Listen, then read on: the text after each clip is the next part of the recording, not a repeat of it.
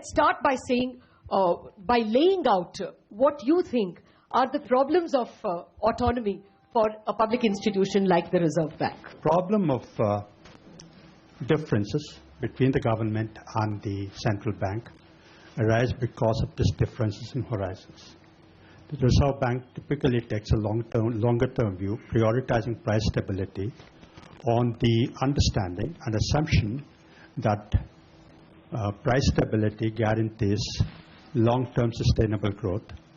Governments typically tend to take a shorter-term view, and that creates some tension. I'm not for a moment suggesting that the government is wrong or the Reserve Bank is right, nor am I trying to make a value judgment.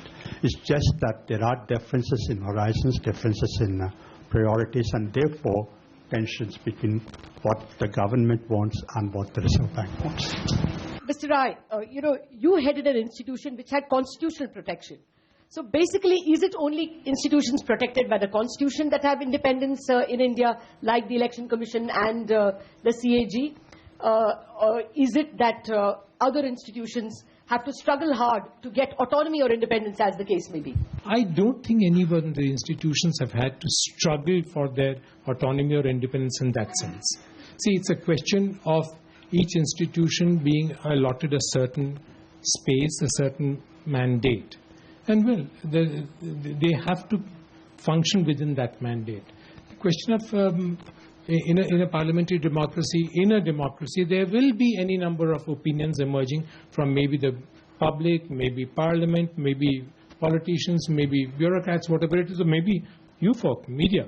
Media is always ahead in each of these, who have opinions which will be expressed, maybe in favor of the institution, maybe against the decisions taken by the institution, but that's a very healthy debate on that. Mr. Chidambaram, do you think that the government strong arms the central bank? Is that charge a fair charge? Mr. Subbarao has quoted chapter and verse to say that he was not even allowed to select his own deputies. Because the law says that the government will select his deputies. Because the law says that the government will select its deputies, I mean, nobody can complain that the law is being followed. Change the law.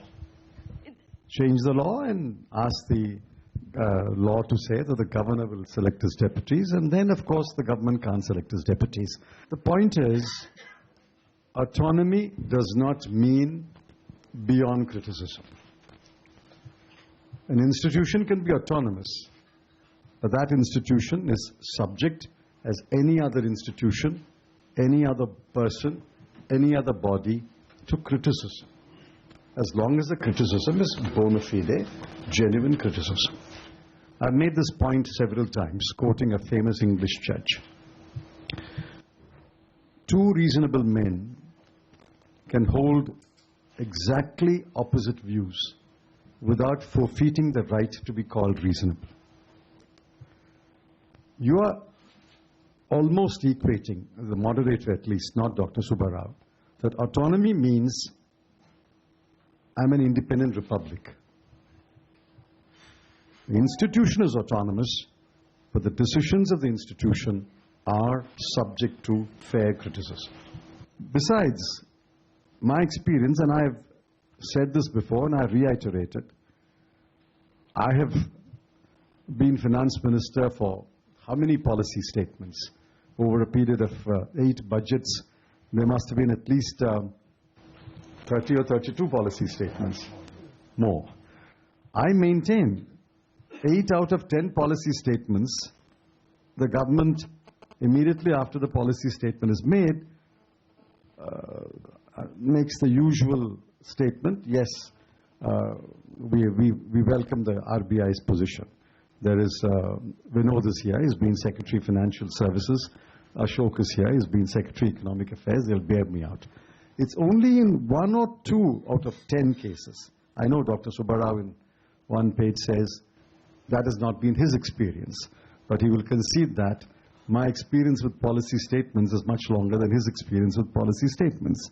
In 8 out of 10 policy statements, there is hardly any disagreement. In 1 or 2, there will be disagreement. There may have been disagreement. But that's precisely what makes a democracy a vibrant democracy.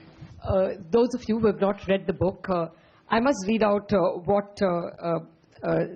which paragraph Mr. Chidambaram is referring to. And this is quoted by Dr. Subbarao. As a columnist for the Indian Express, after demitting office, Chidambaram wrote on 2nd August 2015 in the column Across the Aisle, there is a view among commentators that finance ministers and central bank governors are always at loggerheads. That view may make interesting copy, but it is far from the truth. In 8 out of 10 monetary policy statements, as he said, or actions, the government and the RBI will be, and in the past have been, on the same page, unquote. Now, this is what Mr. Subbarao says. After that, Chidambaram was finance minister for far longer than I was governor. The ballpark average that he cites, 8 out of 10, may be his experience, but it certainly does not accord with mine. I found that all through my tenure, the government was distinctly uncomfortable with the Reserve Bank raising rates and seemed convinced that monetary policy was choking growth. So I must say that in person, you're way more kinder to each other. And in the particular instance, that is October 2012, when Mr. Chidambaram held a press conference just before the monetary policy day, saying that he will bring down fiscal deficit, and even indicated, I sincerely hope everybody will read the statement and take note of that, indicating that the Reserve Bank should take note of this promise to bring down fiscal deficit. But the Reserve Bank did not cut rates. It remained at 8%. And that evening came the famous statement, growth is as much a concern as inflation. If the government has to walk alone to face the challenge of growth, we will walk alone. That was Mr. Chidambaram's statement. And the anger didn't stop there after this statement. Later, they were at a party in Mexico. Can you visibly see the angry face in that statement? I can tell you that. I can tell you. This is the journalist twist to a statement. Sir, let me finish. Where is the anger there? Can I point out to the anger? Give me a minute. I can read it angrily. No. I can read it. I'll tell you where it comes. I'll tell you where it comes. Next paragraph. Chidambaram and I were together in Mexico less than a week after this.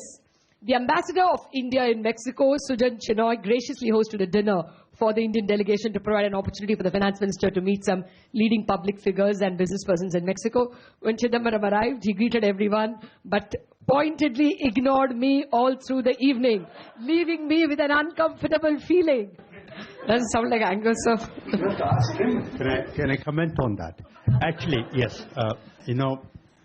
I had debated quite a lot about whether to write this or not. After all, this is a subjective perception. It's not objectively verifiable. And it's quite possible that I'd misread the situation, but, I had agonized over whether to write it or not. And I thought I should write this to be completely honest. But it's quite possible that if Mr. Chidambaram denies or if there's no recall of that, I completely agree with that.